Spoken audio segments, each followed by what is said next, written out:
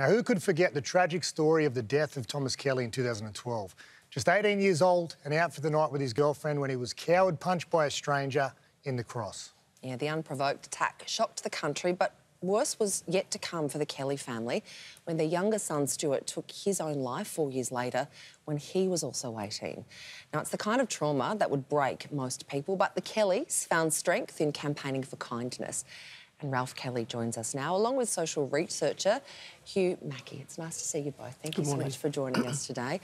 Ralph, it's been 10 years since you lost Thomas, since that coward punch destroyed your family. Does the grief get any easier to deal with? Look, I don't think it does. You still live it every day, unfortunately. And, you know, Kathy and I have said that to each other, you learn to live with grief.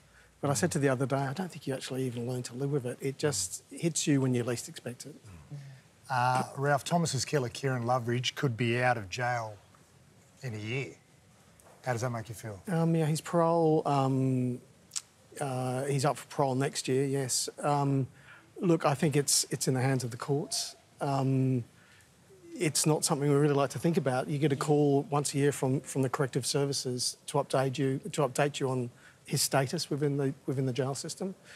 And, yeah, it's not a call I like getting either, so I prefer just to kind of, you know, just forget about it, to be honest. If I was in your position, I would be feeling hate and bitterness, but we know that can destroy you. So you've chosen kindness. We have chosen kindness. When Stuart took his life in July 2016, we started to look at what makes people violent, what makes people, you know, bully kids in school yards. And bullying is a terrible thing for young children to go through because that leads to low self-esteem, it leads to self-harming and even suicide. So we changed the name of the foundation to Stay Kind, around kindness. Mate, your family has received plenty of support over the years. I know the NRL did the Parramatta vs Tigers Stay Kind round. There's support from all over the country. But unfortunately, you have been trolled as well. The family has been a victim of trolling. What makes people do that, and what was that like? Look, that was back in when the Sydney lockouts were in Sydney. It was a very, very difficult time for us, not only our family, but the Premier at the time, Mike Baird, Professor Gordon Fulder, the emergency surgeons at St Vincent's Hospital. We all came under attack for months and months, and for me it was a very dark place to be. But Gordon called me one day and said, "Ralph, how are you going?" And I said, not good. And he said, "Mate, just do what I do. I don't read social media. I don't read the newspapers. I get up every morning and I just tell it the way it should be told. And I'm not scared by that. So, you know, if the public need to understand something, then I'm happy to tell them." And that was a massive amount of support for me. It really sunk in. So I started to really take his advice. But it was, I won't deny, it's the first time it's happened to me, obviously, because I'm not in the media.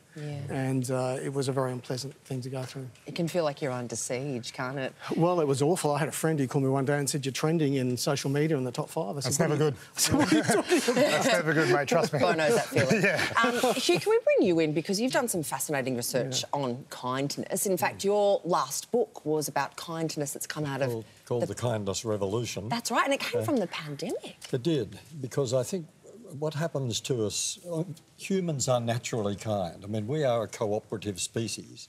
When people behave the way people behave to Ralph's sons or to Ralph and Kathy through social media, that's not truly human. That's subhuman behaviour. Humans are born to cooperate. Our species' survival depends on our ability to be able to create and maintain social harmony. We need groups, communities, families, etc. We need, and that only works by people being kind, respectful, compassionate towards each other. That's not heroic. That's absolutely normal. That's like breathing for humans. But there are pressures that push us away from that. And in Australia and Western societies like ours for the last 30 or 40 years, a lot of social change has been pushing us in the direction of being more fragmented, less socially cohesive. Our households are shrinking. More than a quarter of all Australian households contain just one person. Between 35 and 40% of marriages are ending in divorce. We're all busy. We're all replacing face-to-face contact with too much social media, screen contact. I'm not against it, but the trade-off can be very dangerous. There's all sorts of things that have been changing the way we live, pushing us away from our true nature. Now, the odd thing about the pandemic, it's not odd, it's what always happens to humans. Give us a crisis, give us a catastrophe, give us fires, floods, wars, pandemics, and guess what? We revert to being truly human. We remember, in a crisis, we've got to be kind to each other. We might have to make personal sacrifices for the common good, wear masks, keep our distance, stay home, etc. And we do that cheerfully because it's actually bringing out the best in us. Responding to what Abraham Lincoln once described as the better angels of our nature. Well, they are the angels of our nature. This is what it means to be human. And when we get pulled in these other directions of being obsessed with ourselves, our uniqueness, our identity, how we're different from everyone else, whether it's gender, ethnicity, religion, politics, all those things are important to the individual. But we've got to remember always that the most important, the most significant thing about us is that we share a common humanity. And the differences between us are actually insignificant compared with that. And the key to all of this in practice is to stay kind, is to be true, just to wake up every morning and say, I'm going to keep breathing, I'm going to stay kind. But how do you choose kindness every single day when you face so much trauma, for example, like the Kelly family? Well, the Kelly family are a beautiful example of people who decide to be true to their nature. I mean, bitterness is a choice that you could make. Anger, the words you mentioned before, Sarah, you could be all those things. But that's a choice you make to depart from your essence. So when you're truly yourself, when you're not being distracted by all the pressures that go on in a contemporary society that want to fragment us and want to emphasise how different we are and how special and precious and all that, when you resist all that,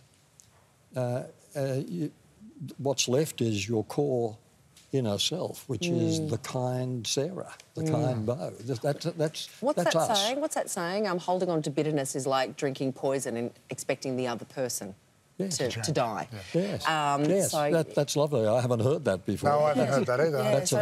That's a very astute remark, because it is a choice that I mean, we diminish our humanity when we make those choices. And Ralph and Kathy decided not to make those choices, and so what you see is a fully fledged human being. Well, now we all have the opportunity to stay kind, mate. Quickly tell us about Kind July. It's coming up, and you've got the Kindness Brunch in the middle of July, how we can get involved, mate. So Kind July, we call it Kind July because Tom's life support was turned off on the 9th of July, 2012, so 10 years ago this year. And Stuart took his life on the 25th of July. And so we thought, why not have a month of kindness where we can talk to Australians about being kind? If all 25 million Australians do one act of kindness every day, it's not hard to do. Give us some examples. What can we do? Whether it's a greeting, a hug, what do you mean? Well, I think, I was walking along the other day to buy some coffee, and this little boy who's about this big was with his dad.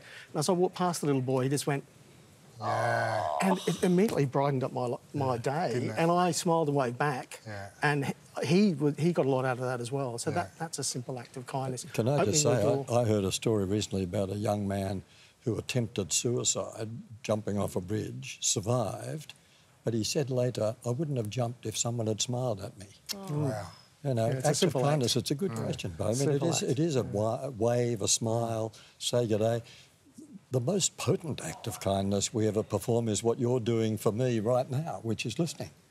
Listening is a wonderful sign that we are acknowledging another person, taking another person seriously.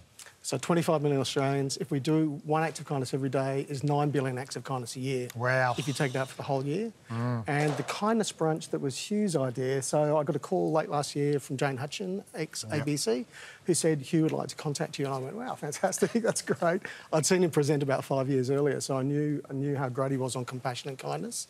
And Hugh's idea was to have a weekend in July, the 16th and 17th of July. Beautiful. When Australians get together, instead of having Christmas in July, it's to invite people in their street who are lonely, who are living alone. And as Hugh did mention earlier, 1 in 4 Australian houses has one person in it.